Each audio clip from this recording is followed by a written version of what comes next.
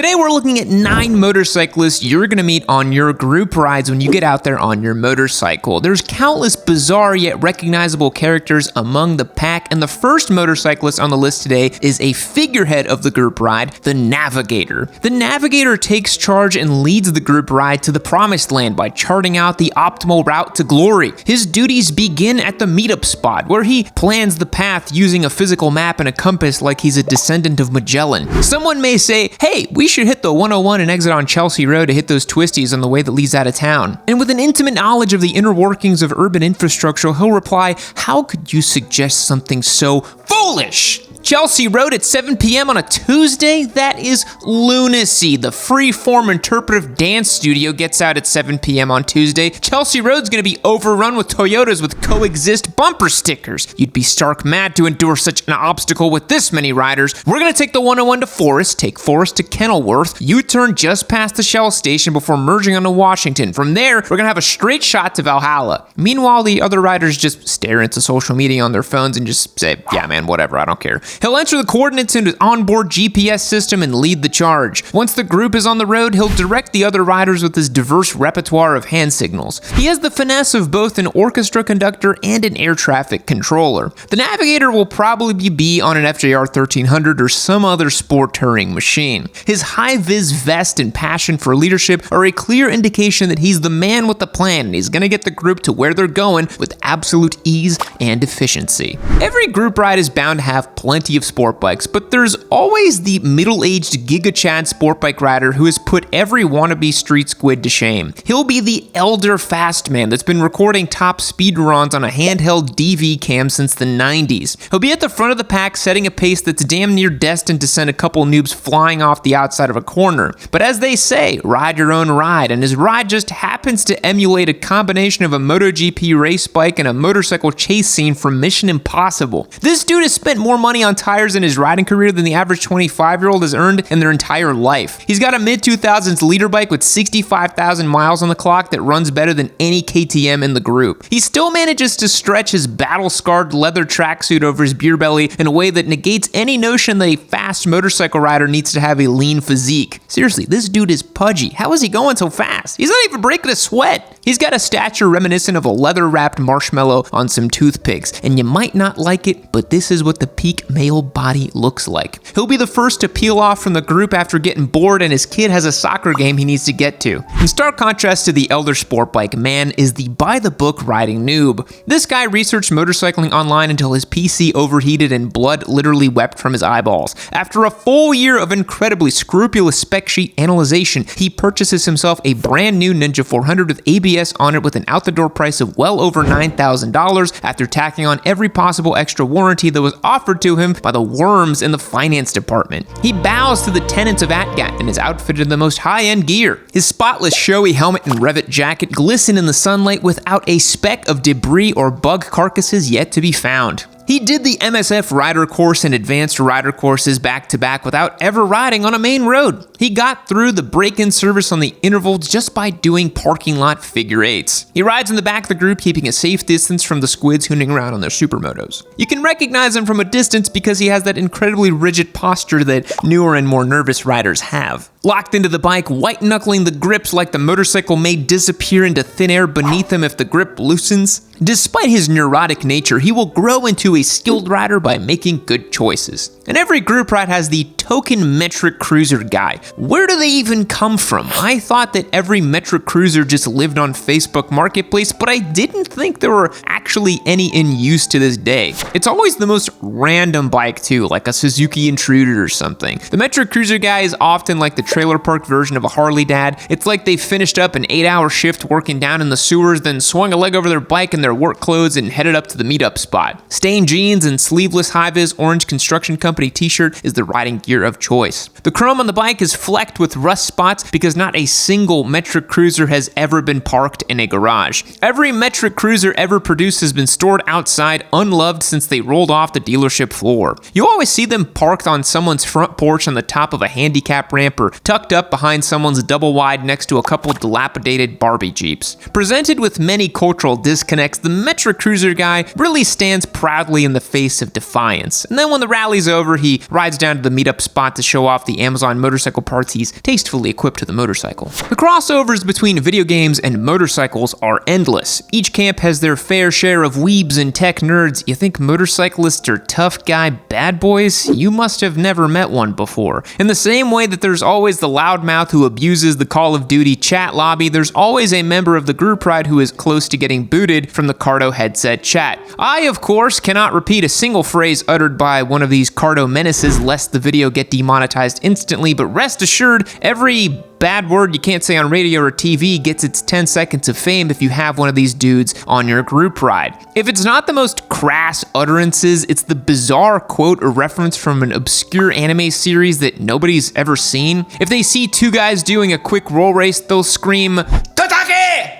into the headset, and they gerrymander the Cardo chat with super random anecdotes that don't pertain to anything relevant to the situation. You can almost put this guy on his own channel and he wouldn't even know because he just talks needlessly and makes strange sound effects the entire time. But group rides often meet up at a gas station or make a gas stop at the very beginning of a ride. But despite this, there's always one guy that has to stop every 25 minutes for one reason or another. I don't know if it's because he's got a bad tune on his bike or he's running E85 or something, because if my calculations are correct, this dude must be getting like 10 miles to the gallon. And if he's not stopping to get gas, he has to stop to use the bathroom or clean his visor or get the bee out of his helmet or answer a phone call about his car's extended warranty. Once all these obstacles are addressed and he's finally able to ride again, his bike will decide to start misfiring, or he'll need to pull over and fuss with it for a while, and a handful of helpful riders stay to offer him some help. And then his bike will miraculously start working again for some unknown reason, and he'll just ride home instead of trying to catch up with the group. He'll swear this sort of thing never happens when he rides alone and only with the group, but he's really an example of motorcycling's Murphy's Law. Every time he comes around, there's an unrelenting onslaught of inconvenience for everyone else on the group ride. If you've been watching the channel for a while, you're bound to know that we're partial to rock form handlebar mounts and phone cases around here. I'll always keep a mount on the giveaway bike as well as my personal bike, which always comes in handy if I'm doing a longer ride where I need GPS navigation. Just when I thought Rockform's lineup of motorcycle products couldn't get any better, I'm excited to share with you that they've just recently released a brand new mounting system that maximizes your options for adjustability and convenience. The new Pro Ball mount is the most functional mounting system yet. It uses a universal handlebar mount that's compatible with handlebar diameters from 7/8 all the way to 1.5 inches, includes 5 different spacers to ensure a perfect fit.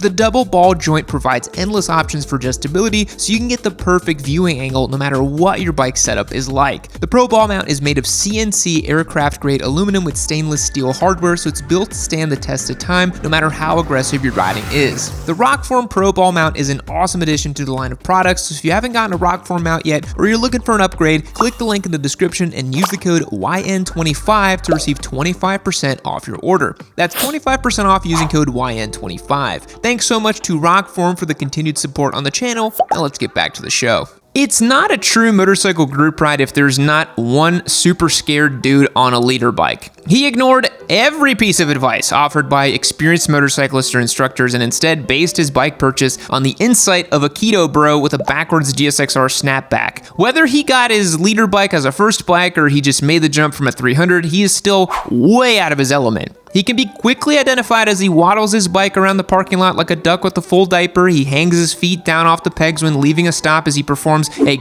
chaotic combination of lurching and panic braking. And once he manages to get moving, he's sure to shift well before 5,000 RPM, riding at 45 miles per hour in 5th gear, lugging the engine in an attempt to put as little power to the rear wheel as possible because it's terrifying. When the group stops off for a break, the look of bewilderment in his eyes after removing his helmet indicates that he's way out of his depth. His bike will probably end up on Facebook Marketplace before the riding season is over with the quote, "Low miles never dropped, comes with a full set of riding gear. Lowball him. He must learn his lesson." You know what's the best motorcycle for a quick spirited ride on some twisty curvy roads? An adventure bike with knobby tires, a 21-inch front wheel, and long travel suspension. And while that's a bit of a fib, there's always the one ADV rider who would lead you to believe it is true. This dude's always riding so quickly he's practically dragging the cylinder heads on his BMW GS on the road during corners. Is it hubris? Is it ignorance? Is it a combination of skill or dumb luck? Who can really say? But it's incredibly unnatural to see someone with a fully kitted out adventure adventure bike, ripping harder than all the 600s in the group. With a modular helmet, waterproof pants, and a top box holding 50 pounds of tools and first aid supplies, this ADV guy rides as if Starbucks is about to close and he has a craving that only a decaf Americano and a biscotti will satisfy. Has no one told him that sport touring bikes exist? Does he just like the challenge? There's a lot of unanswered questions when you see a 550-pound adventure bike laden with luggage chasing 10ths on the twisty. And last, but of course not least, every group ride has the Wheelie Master, who just puts on a clinic for all the baby squids who tag along. He'll both power wheelie in third gear and clutch up wheelies at a standstill. He does the really slow wheelies just to show you that he can. This guy is allergic to having two wheels on the ground. Between all the wheelies and rolling burnouts, his rear tire has tripled the mileage of the front. He was a part of a mid-2000s stunt scene before his persona got too hot and he had to revert back to regular street riding. And although his riding style is far from regular, between the wheelie execution and excessive speeds, this guy rides a motorcycle like he's got a 5-star rating in GTA. He rides in just a hoodie and jeans with motocross gloves, and his license plate expired 5 years ago. He might not be able to read that well, but boy can this guy wheelie a motorcycle. The grace, the precision, the fearlessness, you just gotta love it and respect it. Is he a rider to be admired or one that maybe someone should aspire to? Probably not so sure, but I'm glad he exists and take these types of risks for not only his own enjoyment, but the enjoyment of all the other riders around him who want to retain their clean driving record and just love seeing some beautiful squidding. How many of these riders do you ride with? Are you one of them yourself? If you ride a Metro Cruiser, I apologize, but I'm sure you've already recorded your road rage video in the cab of your pickup truck at this point. But thanks so much to everyone else for watching. I really appreciate it. Thanks for Rockform for the continued support on the channel, and I'll see you all later.